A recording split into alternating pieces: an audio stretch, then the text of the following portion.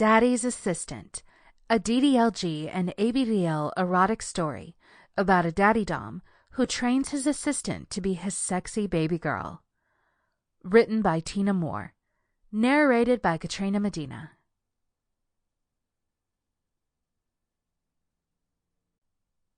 Chapter 1. Amber groaned as she tapped on her phone, calculating the final total for this month's bills, and put her head down despondently on the table. "Is it really that bad?" asked her roommate Leslie sympathetically. Amber only groaned again and nodded, pushing the phone in her direction. Leslie took a peek at the total on the calculator app on Amber's phone. It was enough to make even her wince.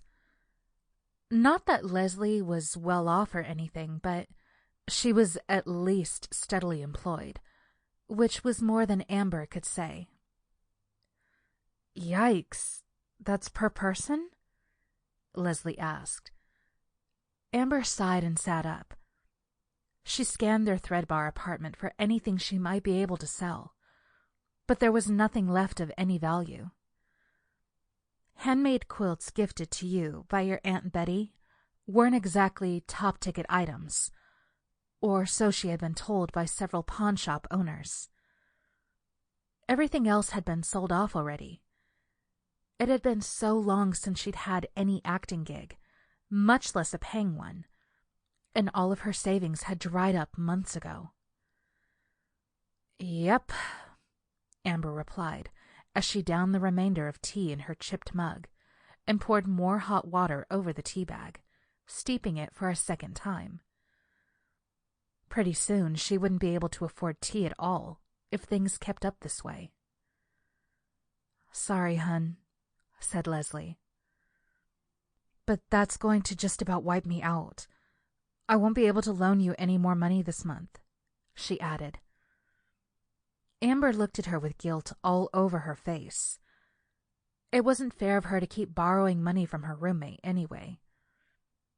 Leslie had problems of her own without Amber adding to them.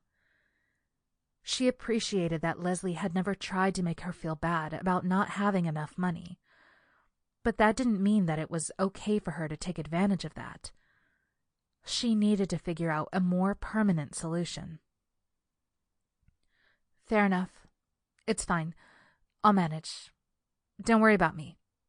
I have lots of plasma to sell," Amber replied. "Look." Leslie sat down beside her at their small table, putting her hand over Amber's in a show of support. "Why don't you get a temporary job?" Leslie offered. "I know that I should. It's just that it feels so much like giving up.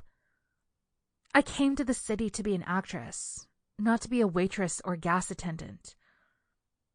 I know I shouldn't expect to be famous overnight and that I have bills to pay.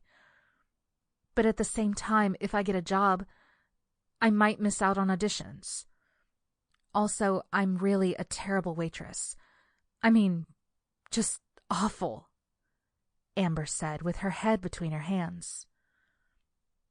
"I know, and that does suck, but think of it like this.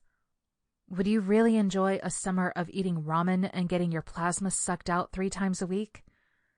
How good would you really be in an audition with malnutrition and blood loss?" Leslie said. Amber managed to chuckle, even as her shoulders sagged in defeat. "No, I guess you're right.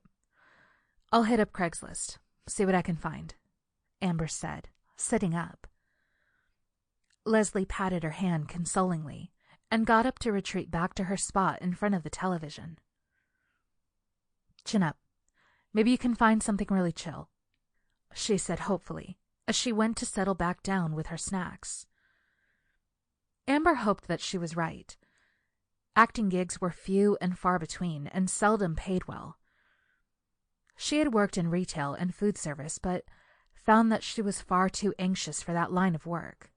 One angry word from a customer would rattle around in her head for days, and given her ineptitude in those areas, she heard a lot of angry words. Everything else that she had applied for had wanted years of Sample complete. Ready to continue?